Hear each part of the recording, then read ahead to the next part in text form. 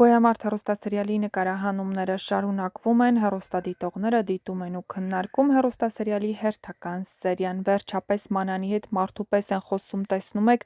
եթե հանգիստ են իրա հետ խոսում, նույնն էլ ինքն ա անում: Վովան էնքան լավն ա, որ հա ուզում եմ նայեմ, շատ կուզեմ շատ սերիալներում տեսնել: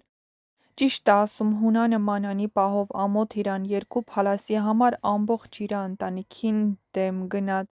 Գրիշի տրամաբանությունը չեմ հասկանում, ասում ա գնա, ինչի պետք է մնար դրանից հետո: